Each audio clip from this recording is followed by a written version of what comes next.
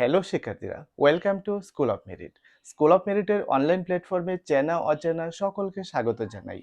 আজকের ক্লাসে আমি আলোচনা করব জিআরবিটি গ্রুপ সি ইংলিশের একটি গুরুত্বপূর্ণ টপিক নিয়ে। তো আলোচনা শুরু করার আগে তোমরা যারা যারা আমার চ্যানেলে নতুন রয়েছো অবশ্যই চ্যানেলটিকে সাবস্ক্রাইব করে দেবে। এর ফলে নতুন নতুন ভিডিও যখনই আমি দেব সবার আগে তোমার কাছে পৌঁছে যাবে। আর দেরি না করে চলো আমরা আমাদের আলোচনায় চলে যাই। আমি আজকে যে বিষয়টা নিয়ে আলোচনা করব সেটি ইংলিশ গ্রামারের একটি গুরুত্বপূর্ণ টপিক। তোমাদের অনেকেরই এই বিষয়ের সাথে পরিচয় রয়েছে, আবার অনেকে আছো যে একটু বেসিক লেভেল থেকে যদি ক্লাসটি করাই তোমাদের সুবিধা হবে। হ্যাঁ শিক্ষার্থীরা, আমি একেবারে বেসিক লেভেল থেকে করাবো, যার ফলে তোমরা যারা ন্যারেশন সম্পর্কে কিছুই জানো না তোমরাও আজকের এই ক্লাস থেকে ন্যারেশন শেখা শুরু করতে পারবে। তো ন্যারেশন চেঞ্জ, তো ন্যারেশন কথাটার বাংলা অর্থ হচ্ছে উক্তি, আর চেঞ্জ কথাটার অর্থ হচ্ছে পরিবর্তন, অর্থাৎ উক্তি পরিবর্তন। তার আগে চলো আমরা বুঝে নেই যে উক্তি বলতে আমরা কি বুঝি, যে উক্তি বিষয়টা কি।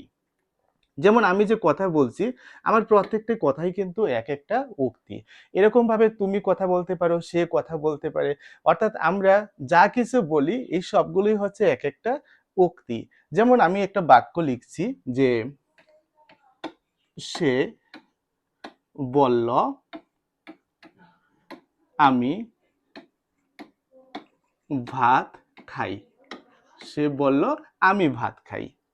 আমি আরেকটা উক্তি লিখলাম, সে বলল যে সে ভাত খায়। তুমি একটু চিন্তা করে দেখো, এই দুইটা উক্তির একই অর্থ প্রকাশ করছে। প্রথম উক্তিটা হচ্ছে সে বলল আমি ভাত খাই, আর দ্বিতীয় উক্তিটা হচ্ছে সে বলল যে সে ভাত খায়।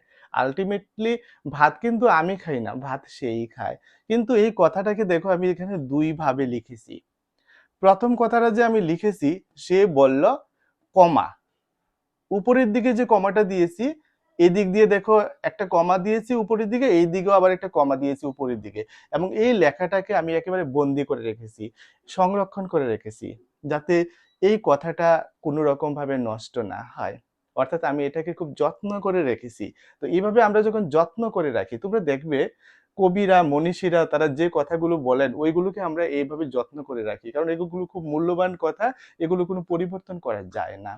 তো আমরা যখন কোনো কথাকে পরিবর্তন না করে সেম ভাবে হুবহু প্রকাশ করি তার কথাটাকে, তখন আমরা এই কমাগুলো দিই, এবং এগুলোর নাম হচ্ছে ইনভার্টেড কমা। কি সেগুলো? Inverted comma.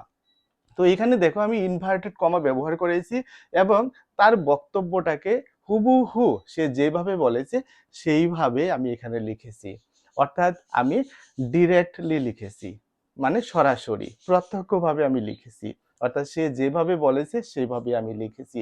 তখনই এটার নাম হয় প্রত্যক্ষ উক্তি, অর্থাৎ সরাসরি বা হুবহু যেভাবে উক্তিটা করেছে সেভাবে, যেটাকে বলা হয় ডিরেক্ট ন্যারেশন। কি বলা হয়? Direct narration.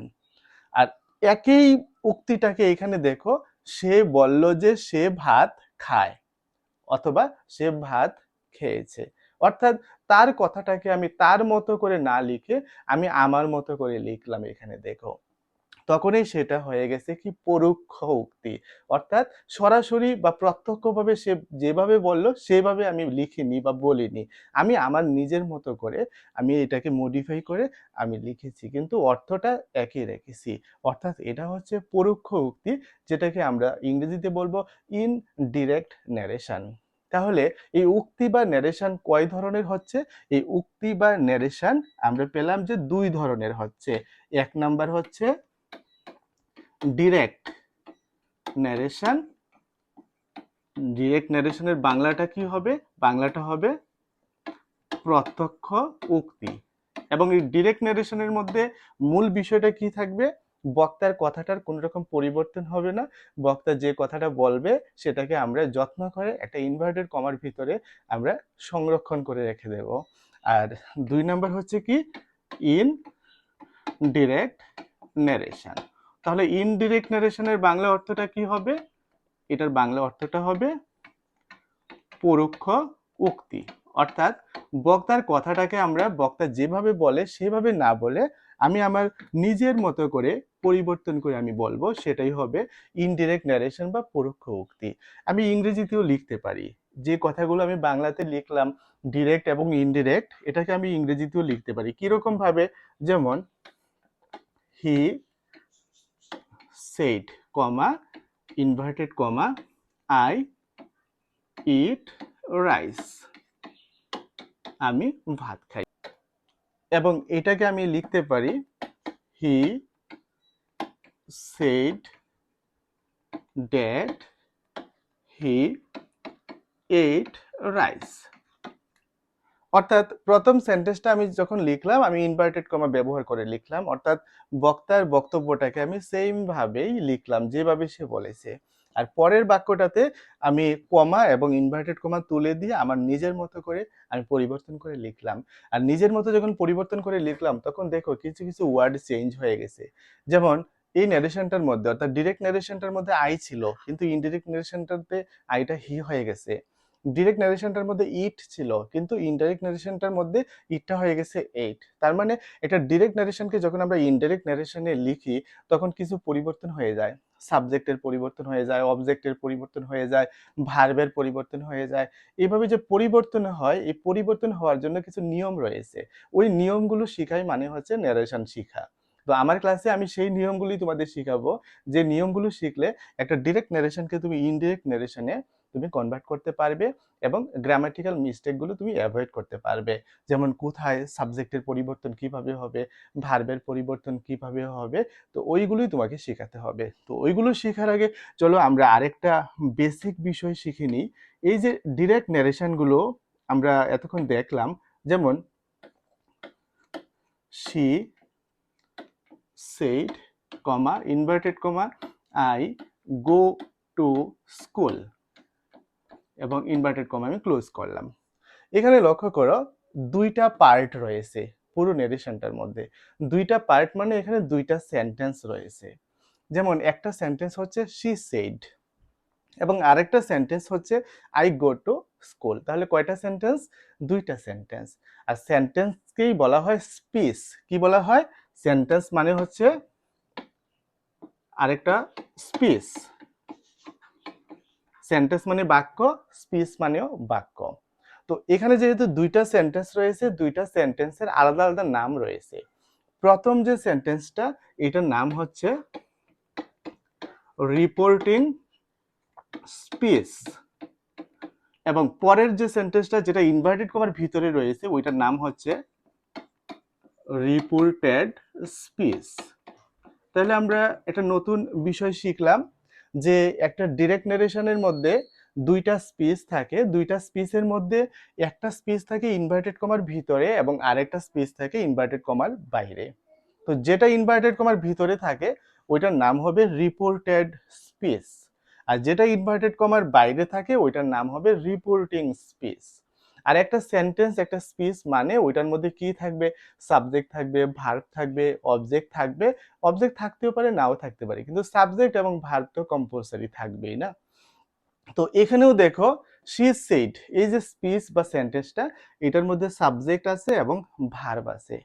এখানে যে স্পিচটা, এটার মধ্যে দেখো সাবজেক্ট আছে, ভার্ব আছে এবং অবজেক্ট আছে। কোনগুলো সাবজেক্ট, কোনগুলো ভার্ব, কোনগুলো অবজেক্ট, এগুলো আমাদের প্রথম দিকের ক্লাসগুলোতে আলোচনা করা হয়েছে। সুতরাং প্রথম দিকের ক্লাসগুলো অবশ্যই তোমরা দেখবে, দেখে কন্টিনিউ করবে। যেমন ইতিমধ্যে জেআরবিটি গ্রুপ সি বলো, গ্রুপ ডি বলো, আমরা একেবারে বেসিক লেভেল থেকে পার্টস অফ স্পিচ থেকে শুরু করেছি। তো পার্টস অফ স্পিচ থেকে শুরু করে ভয়েস চেঞ্জ, ন্যারেশন, এই সবগুলোই করিয়েছি। সবগুলো ইউটিউবে আছে, তোমরা দেখে নিতে পারো। তো আমি যে কথাটা বলছিলাম, যে ইনভার্টেড কমার বাইরে যে স্পিচটা রয়েছে, তো এই বাইরের স্পিচটার মধ্যে যে ভার্বটা রয়েছে, যেমন শি সেড, এখানে সেডটা হচ্ছে ভার্ব, তাহলে এই ভার্বটার একটা নাম থাকবে। এবং ইনভার্টেড কমার ভিতরে যে স্পিচটা, অর্থাৎ রিপোর্টেড স্পিচ, এটার মধ্যে একটা ভার্ব রয়েছে, এই ভার্বটারও একটা নাম থাকবে। কি সেই নামগুলো? ওই নামগুলো তোমাদের জানতে হবে। যেটা আমার রিপোর্টিং স্পিচের ভার্ব, ওইটার নাম হবে রিপোর্টিং ভার্ব। এটার নাম কি হবে? Reporting verb. অর্থাৎ রিপোর্টিং স্পিচের মধ্যে যে ভার্বটা থাকবে এটার নাম হবে রিপোর্টিং ভার্ব। আর রিপোর্টেড স্পিচের মধ্যে যে ভার্বটা থাকবে এটার নাম হবে কি? Reported verb. তাহলে ন্যারেশন শিখতে গেলে তোমাকে প্রথমত যে বিষয়গুলো শিখতে হবে, ন্যারেশন দুই প্রকার, একটা হচ্ছে ডিরেক্ট, একটা হচ্ছে ইনডিরেক্ট। কোনটা ডিরেক্ট কোনটা ইনডিরেক্ট?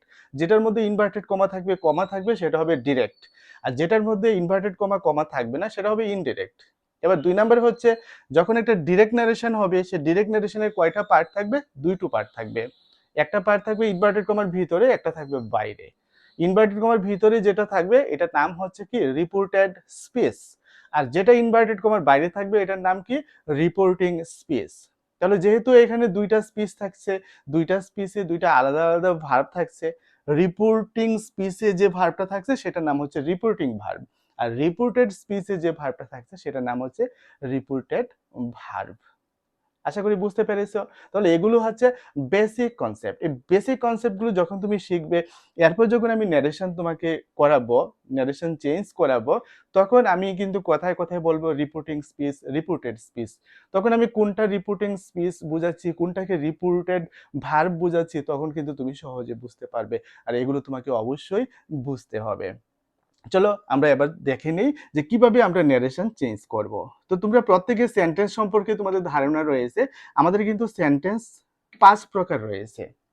আমরা যদি সেন্টেন্সের কথা বলি, সেন্টেন্সের অর্থ অনুসারে যদি আমরা বলি, তাহলে সেন্টেন্স হচ্ছে 5 প্রকার। আর যদি স্ট্রাকচার বা গঠনের কথা বলি, তাহলে সেন্টেন্স হচ্ছে 3 প্রকার, সিম্পল, কমপ্লেক্স এবং কম্পাউন্ড। আর যদি অর্থের কথা বলি, তাহলে সেন্টেন্সকে আমরা 5 ভাগে ভাগ করব। যেমন 1 নাম্বার হচ্ছে আমাদের অ্যাসার্টিভ সেন্টেন্স, 2 নাম্বার হচ্ছে ইন্টারোগেটিভ সেন্টেন্স, 3 নাম্বার হচ্ছে ইম্পারেটিভ সেন্টেন্স এবং 4 নাম্বার হচ্ছে অপটেটিভ সেন্টেন্স এবং 5 নাম্বার হচ্ছে এক্সক্লেমেটরি সেন্টেন্স। তো এইগুলো সম্পর্কে তোমাদের আগেই ধারণা রয়েছে, কোনটা অ্যাসার্টিভ সেন্টেন্স, কোনটা ইন্টারোগেটিভ সেন্টেন্স, কোনটা ইম্পারেটিভ সেন্টেন্স, কোনটা অপটেটিভ সেন্টেন্স, কোনটা এক্সক্লেমেটরি সেন্টেন্স।